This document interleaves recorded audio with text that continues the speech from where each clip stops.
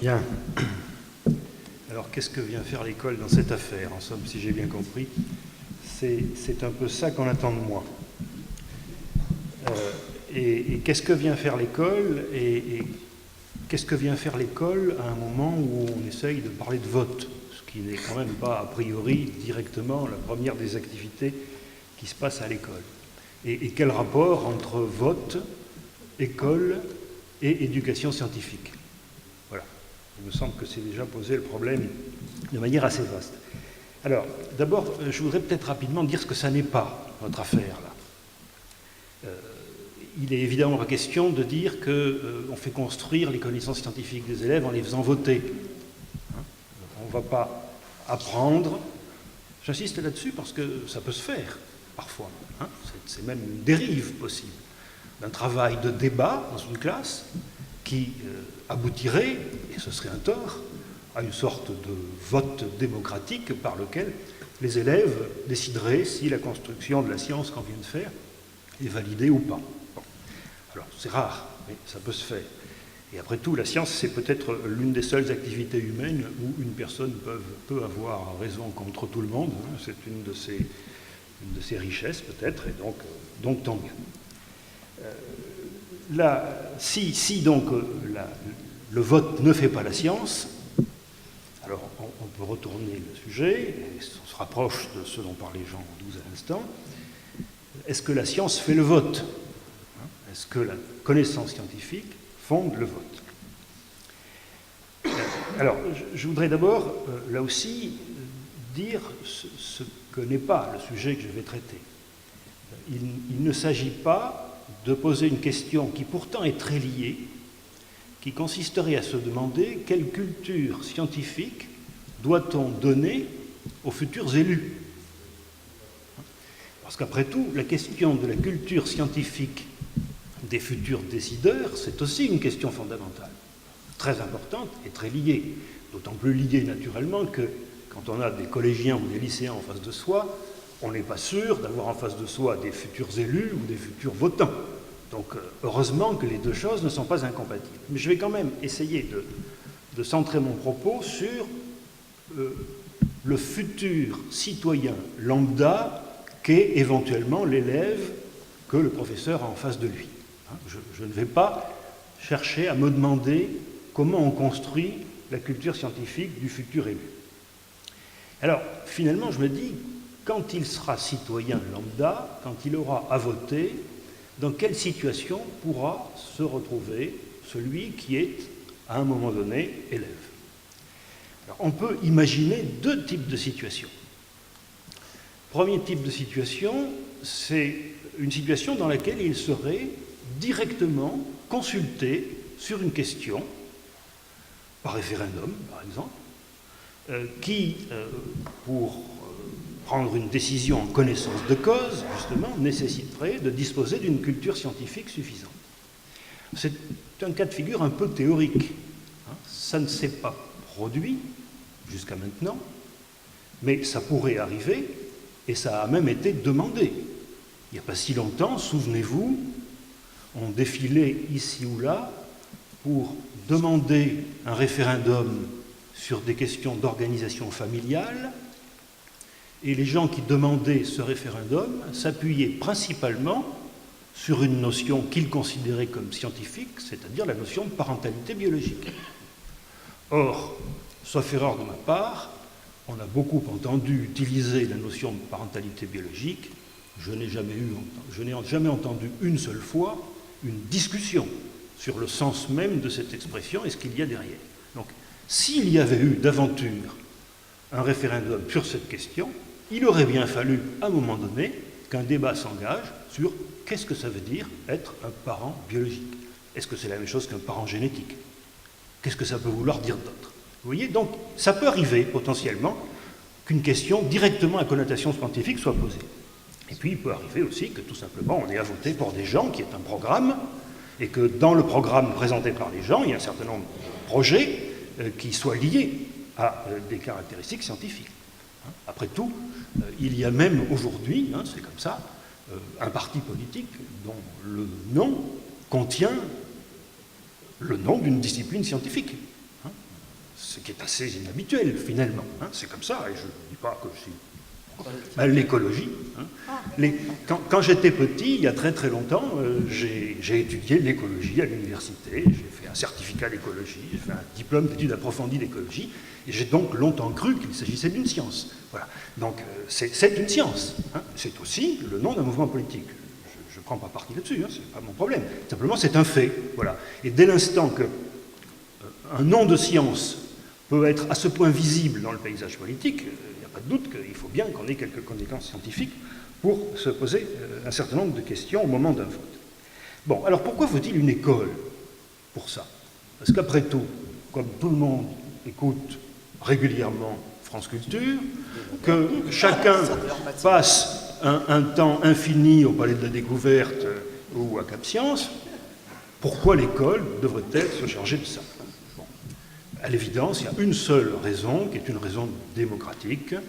Si l'on veut être sûr que tous aient rencontré à un moment donné ou un autre un certain nombre de problématiques scientifiques, seule l'école en est la garantie.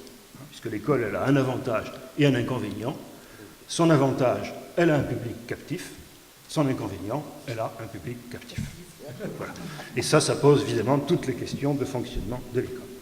Donc, vous voyez que finalement, moi, ce qui va m'intéresser, dans ce que j'ai à vous dire là, c'est comment est-ce qu'on peut comprendre comment l'école participe à la formation d'un citoyen susceptible de comprendre les décisions publiques. Et pour ça, il me semble que l'école doit construire deux qualités. Une qualité qui est une qualité de lucidité citoyenne. Il faut que les citoyens soient lucides, c'est-à-dire qu'ils comprennent, et pour notre propos, qu'ils comprennent le contexte scientifique de la prise de décision.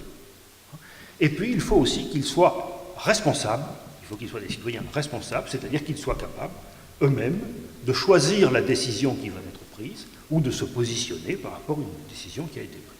Voilà. Alors c'est un vaste programme, et vous voyez que finalement, mine de rien, ce qu'on est en train de se poser là comme question, c'est la question de savoir si l'éducation scientifique a un rôle à jouer dans la construction de l'éducation citoyenne en général. Et c'est ça que je vais essayer de dire. Alors je vais prendre deux exemples, un qui ne fait pas polémique et un qui est plus compliqué. Et pourtant, vous allez voir qu'ils se ressemblent beaucoup. Et ce sont des exemples anciens, hein. Je ne veux pas du tout chercher des débats actuels et fondamentaux.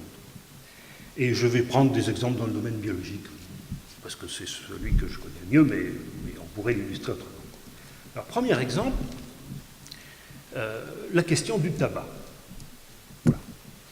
Alors, je sais bien que je suis tout près du Lot-et-Garonne, mais enfin, bon... Il y en a en Dordogne aussi. Bon, écoutez, je crois que malgré tout, on peut dire qu'en gros, l'idée que le tabac, c'est plutôt pas très bon pour la santé, et que c'est plutôt pas une mauvaise idée de conseiller aux jeunes de ne pas fumer, ça fait à peu près consensus. Voilà. Hein. Et ça fait tellement consensus que c'est un sujet qu'on peut aborder sans risquer la polémique, hein, sans risquer que tout d'un coup des parents d'élèves déboulent dans la classe en disant « je ne suis pas d'accord, moi je considère que c'est bon de fumer ». Ça, c'est un cas de figure qui n'existe plus. Je ne suis pas sûr que ça va jamais exister, mais enfin, en tout cas, ça n'existe plus. Donc, sur cette question du tabac, il y a des données scientifiques. Bon, c'est un certain nombre d'arguments qui disent que le tabac, c'est dangereux. Et puis, il y a des données réglementaires. On sait que le tabac, c'est interdit ici ou là, hein, notamment dans les établissements scolaires. Et puis, il y a toutes sortes de prises de décision, enfin, voilà, et tout ça doit être géré. Alors, quelle est la place de la science là-dedans, et comment peut se situer un professeur de sciences dans cette affaire? Alors, par exemple, le professeur va expliquer pourquoi c'est dangereux, en quoi c'est dangereux. Et je voudrais déjà attirer votre attention sur le fait que ce n'est pas forcément si simple. C'est-à-dire que quand vous avez sur un poteau à haute tension un panneau qui vous dit c'est danger mortel si vous touchez un fil tombé à terre. Bon, on est bien d'accord que si l'on touche un fil à haute tension tombé à terre, on a 100% de chance de mourir immédiatement. Voilà. Donc c'est certainement mortel. Quand il y a marqué sur un paquet de cigarettes « fumez tue », on voit bien que ce n'est pas le même discours quand même. Parce que s'il est certainement vrai de dire que fumer tue, il est tout aussi vrai de dire que fumer ne tue pas certainement. Vous voyez ce que je veux dire? Et donc, ça veut dire que rien que construire ça, eh bien, ça demande un certain savoir-faire un peu plus compliqué.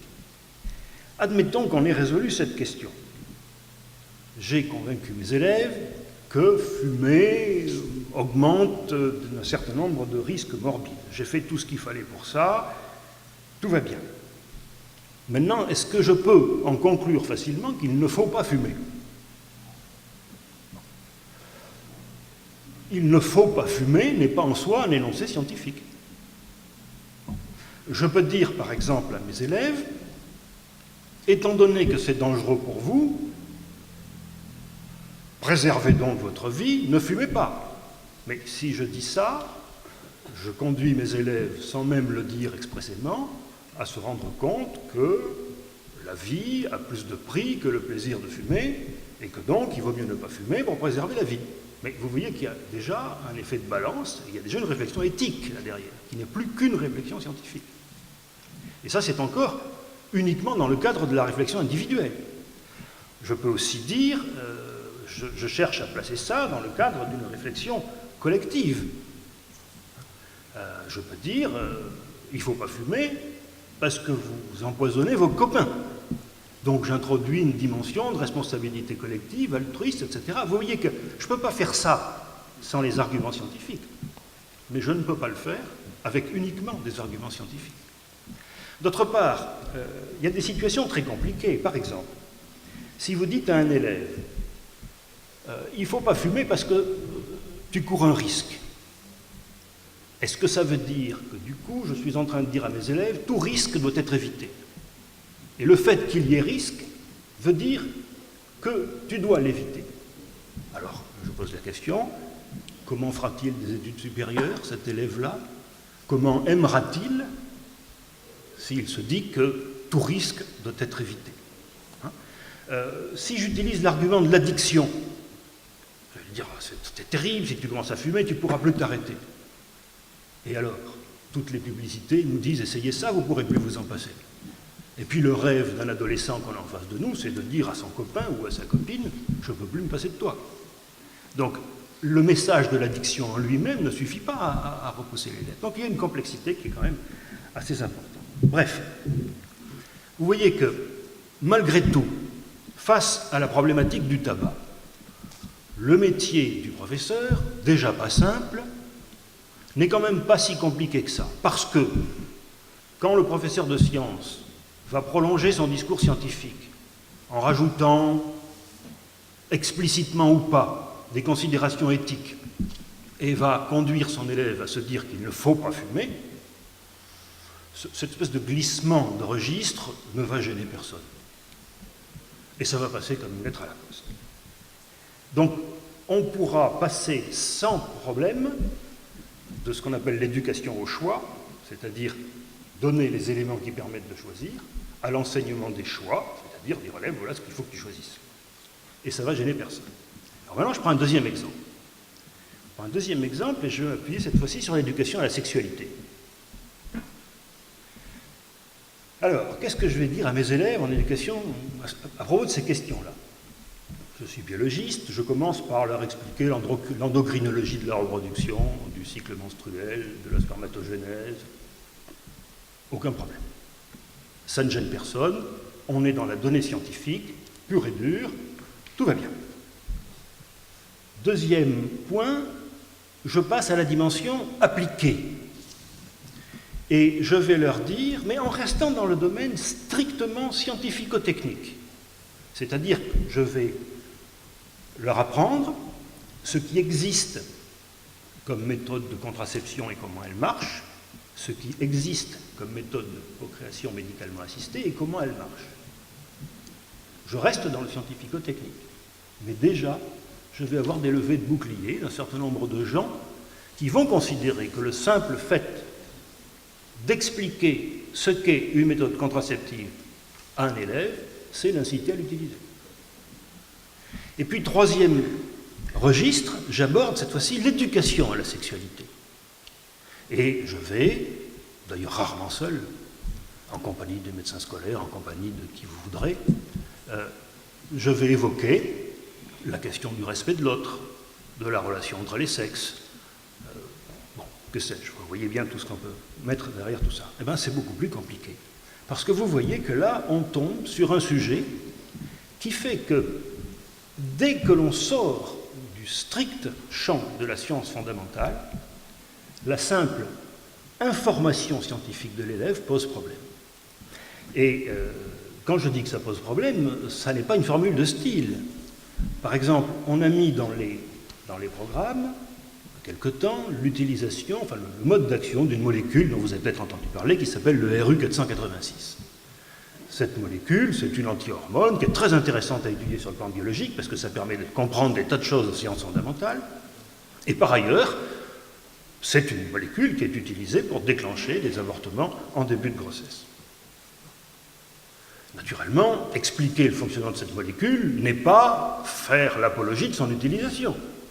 Il n'empêche qu'il est devenu quasiment impossible de poser un sujet de baccalauréat sur cette question. Parce que tout d'abord de cet exemple-là dans un sujet de baccalauréat provoque des levées de boucliers sur le thème « vous faites l'apologie de la débauche, etc., etc., etc. » Donc vous voyez, les choses sont véritablement extrêmement compliquées dès lors qu'on est obligé de bien classer les choses de la manière suivante. Il y a les connaissances fondamentales qui passent relativement facilement. Il y a, dans ce cas précis, une dimension appliquée qui est déjà plus difficile et plus délicate à aborder. Et il y a un prolongement éducatif qui évidemment rentre en interface avec des questions éthiques et qui devient cette fois-ci extrêmement difficile à utiliser correctement. Voilà.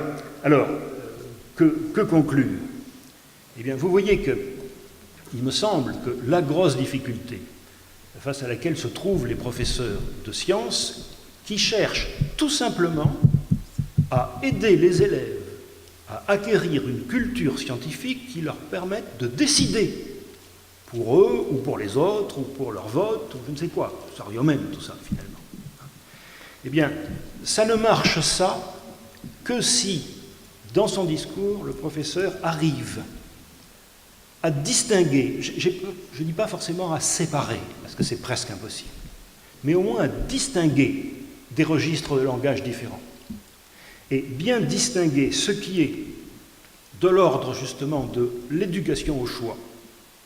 Et ça, c'est le moment où je suis en train de donner à mes élèves la culture qui lui permet ou qui lui permettront de choisir, quelle que soit la forme de son choix. L'éducation au choix. Et d'autre part, l'enseignement des choix. Et c'est vrai que l'enseignement des choix, qui dit voilà ce qu'il faut choisir, d'abord, ça n'est pas une question que le scientifique peut traiter seul, et c'est en plus quelque chose qui n'est légitime que si les choix dérivent en quelque sorte de la loi. Bon, quand on dit que c'est pas bien d'écraser la tête de son voisin, par exemple, c'est une éducation, c'est un enseignement des choix, qui fait à peu près consensus. Par contre, quand on dit « il ne faut pas fumer », ça fait déjà moins consensus. Et quand on prononce des phrases sur, par exemple, le respect de l'identité sexuelle de chacun, eh bien, c'est quelque chose qui fait, comme vous le savez, encore moins consensus. Voilà, la solution, c'est donc, me semble-t-il, la distinction claire et nette, sinon la séparation de l'enseignement des choix et de l'éducation au choix.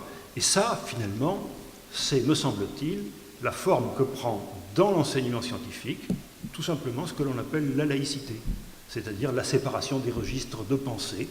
C'est parce qu'on sépare les registres de pensée qu'on peut arriver à structurer l'esprit d'un élève et qu'on peut définir ce qu'on a à un moment donné le droit de dire ou pas de dire. Voilà, c'est tout ce que j'ai à vous dire.